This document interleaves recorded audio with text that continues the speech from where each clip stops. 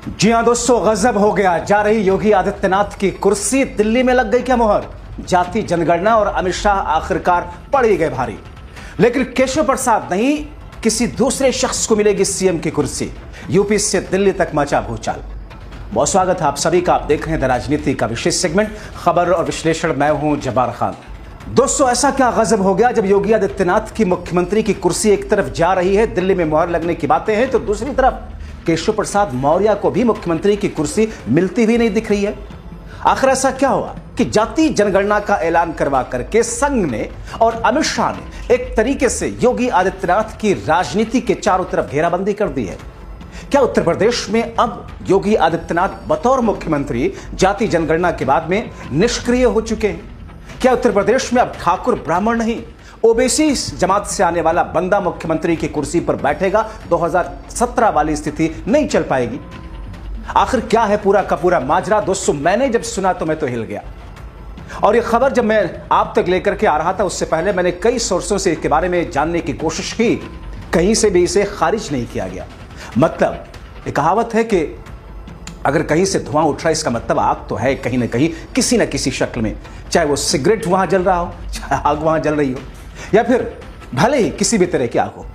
दोस्तों, हाल में ही जब एक मंच पर मुख्यमंत्री योगी आदित्यनाथ से उत्तर प्रदेश के मुखिया से यह सवाल किया गया, आपने देखा वो पूरा इंटरव्यू, क्या आप जातीय जनगणना के पक्ष में हैं या इसे आप खतरे के रूप में देखते हैं? हिंदुत्व के बैनर तले विभिन्न जातियों की हिंदू एकता की राजनीति करने वाले आदित्यनाथ ने ऐसा जवाब दिया कि वो जातीय जनगणना को एक विभाजनकारी विचार बता गए। अब दोस्तों, जातीय जनगणना होने जा रही है, क्या और बात है इसके पीछे का खेल क्या है? मोदी और शाह उसमें खेल कौन सा करेंगे? क्या वाकई जातीय जनगणना हो जाएगी?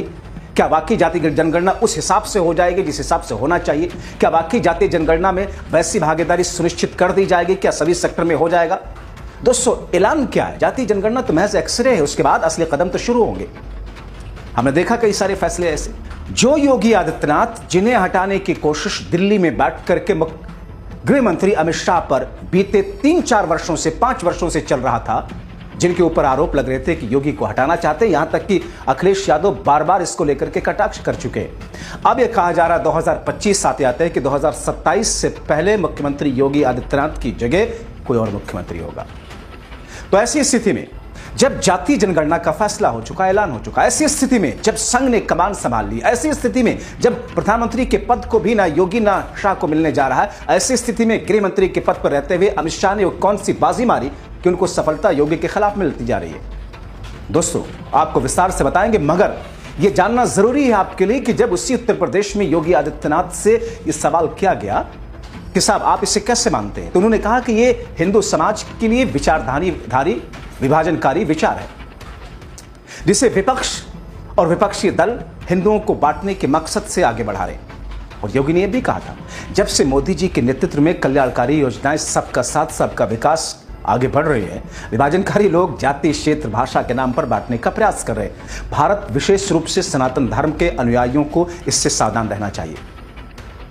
अगर अब योगी अपने उसी बयान को खुद देखें तो खुद ही असहज होंगे, जिस पर तो बाकायदा सपा मुखिया अखिलेश यादव ने ट्वीट करके तंज कसते हुए सवाल पूछ लिया था कि इंटरव्यू का एक छोटा सा वीडियो भी क्लिप उन्होंने लगाया था। लखनऊ में आयोजित एक प्रेस कॉन्फ्रेंस में भी उन्होंने उसको चलवाया था, जहां उन्होंने इस बात को कहा कि नरेंद्र मोदी सरकार की जातीय जनगणना की घोषणा ने योगी आदित्यनाथ को असहज स्थिति में डाल दिया। अब क्या कहेंगे? माननीय अब भी अपने कथन पर कायम है या बदलना चाहेंगे? योगी आदित्यनाथ के लिए अखिलेश ने कहा, नदी किनारे की चेतावनी, ध्यान रखें, रेत दरक रही है। ये केवल जब मोदी जी के नेतृत्व में वेलफेयर की स्कीम सबका साथ और सबके विकास की भावना के साथ आगे बढ़ रही है, तब बांटने वाले लोग फिर जातीय आधार पर, क्षेत्र और भाषाई आधार पर बांटने की कोशिश चेष्टा कर रहे हैं। भारत को और सनातन धर्मावलंबियों को खास तौर पर इससे सावधान रहना होगा। दोस्तों, ये सच है कि जहां भारतीय जनता पार्टी के नेता केंद्र सरकार के इस निर्णय का स्वागत कर रहे हैं, वहीं आदित्यनाथ अब तक इस पर काफी संयमित प्रतिक्रिया दिए हुए हैं। नरेंद्र मोदी को बधाई देने वाला महज एक ट्वीट छोड़ करके उन्होंने इस मुद्दे पर कोई अन्य टिप्पणी योगी आदित्यनाथ ने नहीं की। दूसरी ओर उनके डिप्टी और उप मुख्यमंत्री केशव प्रसाद मौर्य, जो कि मुख्यमंत्री पद के दावेदार मानते हैं खुद को, जातीय जनगणना को ओबीसी और दलितों को लुभाने के लिए गेम चेंजर के रूप में इसे जिस अंदाज में इसे प्रचारित कर रहे हैं उसके बहुत सारे मायने इस वक्त निकाले जा रहे हैं। दोस्तों, आपने देखा कि कैसे अपने कट्टर सांप्रदायिक राजनीति और नारा बटेंगे तो कटेंगे के साथ में कथित तौर पर योगी आदित्यनाथ पिछले साल के लोकसभा चुनाव में बीजेपी की हिंदू एकता की राजनीति का चेहरा बन गए थे। वैसे वो जातीय जनगणना की मांग कर रहे विपक्षी दलों के विरोध में सीधे सीधे कई मौकों पर इसमें न सिर्फ असहमति जाहिर की थी, बल्कि उन लोगों के लिए ये नैरेटिव गढ़ने की कोशिश की कि ये लोग हिंदुओं को बांटना चाहते हैं। दोस्तों, आदित्यनाथ योगी ने कहा था कि जातीय जनगणना हिंदुओं को बांटने, जातियों के बीच में झगड़ा करवाने की एक चाल है विपक्ष की, और इसका फायदा उठा करके मुसलमानों के लिए धर्म आधारित आरक्षण लागू करना चाहता विपक्ष। एक रैली में उन्होंने तब कहा था कि जातीय जनगणना एक षड्यंत्र है हिंदुओं को लूटने का, ताकि मुसलमानों को फायदा पहुंचाया जा सके। यहां तक कि उन्होंने कहा था कि जो लोग हिंदुओं को जाति के आधार पर बांटना चाहते हैं उनमें रावण और दुर्योधन का डीएनए है। अब सोचिए दोस्तों, जिस जातीय जनगणना को लेकर के और जिस चीज को लेकर के वो कह रहे थे कि जो लोग ऐसी बातें करते हैं और जो इसके माध्यम से हिंदुओं को बांटना चाहते हैं, दरअसल उनमें दुर्योधन का, रावण का डीएनए है। अब सोचिए, एक ऐसा बयान जो कि योगी आदित्यनाथ ने दिया था, क्यों दिया था, उसके पीछे बहुत सारी चीजें हैं। और अब जो फैसला लिया जा रहा है वो फैसला योगी आदित्यनाथ की राजनीति को कैसे नुकसान धराशायी करता है। केंद्र सरकार द्वारा जातीय जनगणना के और उसको मुख्य जनगणना में शामिल करने की घोषणा के बाद योगी आदित्यनाथ ने जो लिखा था दोस्तों एक्स पर, उन्होंने बधाई दी थी, अभूतपूर्व और स्वागत योग्य बताया था। उन्होंने लिखा था 140 करोड़ देशवासियों के व्यापक हित में ये वंचित, पिछड़े, उपेक्षित वर्गों को उनके उचित सम्मान और सरकारी योजनाओं में न्याय संगत भागीदारी दिलाने की दिशा में एक निर्णायक पहल है। आदरणीय प्रधानमंत्री जी को हार्दिक धन्यवाद, जिनके नेतृत्व में भाजपा सरकार ने सामाजिक आय और डेटा आधारित सुशासन को हकीकत में बदलने के लिए एक ऐतिहासिक निर्णय लिया। इसके अलावा आमतौर पर अपनी पार्टी के बड़े फैसलों पर जल्दी वीडियो जारी करने वाले आदित्यनाथ इस मुद्दे पर चुप्पी साधे रहे, कोई वीडियो उन्होंने जारी नहीं किया।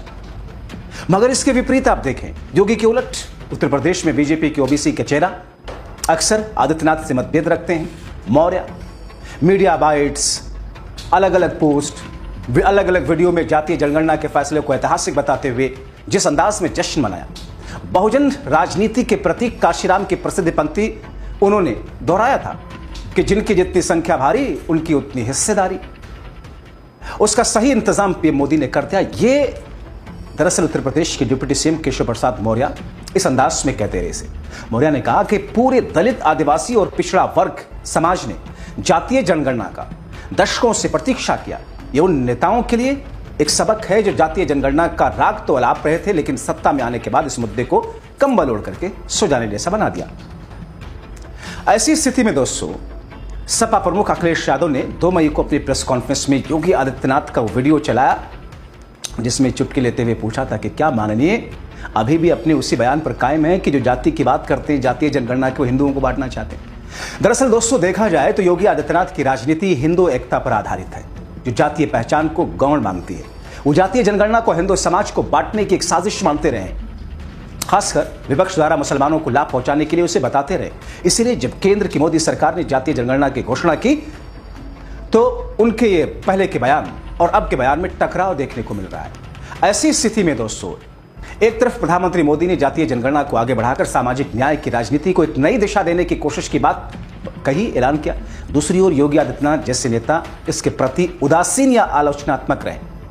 इससे बीजेपी के अंदर जाति आधारित और धर्म आधारित राजनीति के बीच एक द्वंद्व साफ नजर आता है। मगर दोस्तों, अब तो मामला उलट गया। जाति जनगणना और शाह योगी की राजनीति पर भारी पड़ते हुए दिख रहे। कहां ऐसा जा रहा है कि भारतीय जनता पार्टी और संघ को ऐसा लगता है कि जातीय जनगणना के ऐलान के बाद से उत्तर प्रदेश में योगी आदित्यनाथ की बतौर मुख्यमंत्री प्रासंगिकता खत्म हो चुकी है, क्योंकि सबके जहन में 2017 उससे पहले की स्थिति है। क्योंकि ओबीसी का वोट आप देखें, ओबीसी और ईबीसी को अगर मिला दें और एनडीए के वोट को देखें तो 24 के लोकसभा चुनाव से पहले के अंदाज में भारतीय जनता पार्टी को 65%, 70%, 75%, 14 और 19 और दूसरे चुनाव में मिला है। अब ऐसे में इस बीच में घटनाक्रम के जरिए केशव मौर्य को मौका मिला। वो केशव मौर्य जो ओबीसी का प्रतिनिधित्व करते हैं, योगी से मतभेद रखते हैं, इस मुद्दे पर पूरी सक्रियता के साथ में सामने है। उनका रुख स्पष्ट रूप से संकेत देता है कि बीजेपी के भीतर ओबीसी हिंदुत्व और खुलकर सामाजिक न्याय की मांग को समर्थन अब दे रहा है। उनका काशीराम को उद्धृत करना बीजेपी की रणनीति में एक बहुजन एंगल को जोड़ने की भी कोशिश है। वैसे भी योगी और मोदी के मतभेद की खबरों के बीच में केशव प्रसाद मौर्य अगले सीएम के रूप में सामने आए थे। मौर्य ने काफी दिनों तक दिल्ली में डेरा डाला हुआ था, लेकिन आरएसएस योगी के बचाव में उस वक्त खड़ा था। मगर दोस्तों, स्थितियां बदल चुकी हैं, हालात बदले हैं। वक्त का पहिया घूम करके जो ऊपर था वो नीचे पहुंचा, जो नीचे था वो ऊपर पहुंच चुका है। अब इसका एक पहलू यह है कि बीजेपी जो पारंपरिक रूप से जातीय पहचान की राजनीति से दूरी बना करके रखती थी, उसे एक डेटा आधारित सुशासन के नाम पर अपना रही है। यानी जाति जनगणना एक डेटा आधारित प्रक्रिया है, जिसके सामने आने पर भारतीय राजनीति बदल जाएगी। इससे स्पष्ट होता है कि सामाजिक न्याय की राजनीति, जिसे अब तक कांग्रेस, सपा, बीएसपी जैसे लोगों दलों का क्षेत्र माना जाता रहा, बीजेपी के एजेंडे का भी हिस्सा बनने जा रही है। इसके पीछे की मजबूरी आप जानते हैं। अब ऐसी स्थिति में दोस्त, जो बताया जा रहा है कि ये पूरा का पूरा घटनाक्रम न बीजेपी के अंदर चल रही वैचारिक संघर्ष को दिखाता, बल्कि यह भी संकेत देता कि 2025 के बिहार चुनाव, उसके बाद के चुनाव में जातीय जनगणना एक केंद्रीय मुद्दा बनने वाला है। सामाजिक न्याय, जनप्रतिनिधित्व, हिंदू एकता की परिभाषाएं दोबारा से लिखी जाएंगी। राजनीतिक दल अब उन जातियों को संबोधित करने पर मजबूर हैं जिन्हें वो पहले केवल वोट बैंक मानते थे। अब ऐसे में कहा जा रहा है कि 2027 विधानसभा चुनाव से पहले ही जल्द से जल्द योगी की कुर्सी ले ली जाएगी, और इसके लिए दिल्ली में फैसला हो रहा है। अब ऐसे में कुछ पेच भी हैं, और जो पेच सामने आ रहे हैं दोस्तों, उससे तो मैं भी अचंभित हो गया। यह कहा जा रहा है कि योगी आदित्यनाथ की कुर्सी लेकर के इस कुर्सी को केशव प्रसाद मौर्य को भी नहीं दिया जाएगा। तो सवाल यह है कि किसको दिया जाएगा? कौन है वो चेहरा? माना यह जा रहा है कि दूसरे ओबीसी नेता को सामने लाया जाएगा, एक नई लीडरशिप तैयार की जाएगी, जैसा कि मोदी और शाह हमेशा करते आए।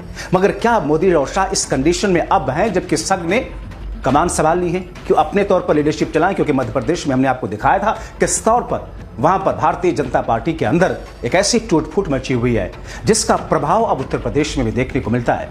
और ये उत्तर प्रदेश वो जगह जहां पर योगी के खिलाफ एक वक्त में 100 से लेकर के 150 विधायकों ने एक अंदाज में विरोध प्रदर्शन कर दिया था। तो फिर ऐसी स्थिति में जो मुहर दिल्ली में योगी के खिलाफ लग रही है और केशव मौर्य को भी वो कुर्सी मिलती हुई नहीं दिख रही है, दिल्ली से लखनऊ तक हलचल मचा है, तो फिर वो चेहरा कौन होगा? इंतजार करना होगा। आप क्या सोचते हैं? अपनी राय कमेंट बॉक्स में जरूर लिखें।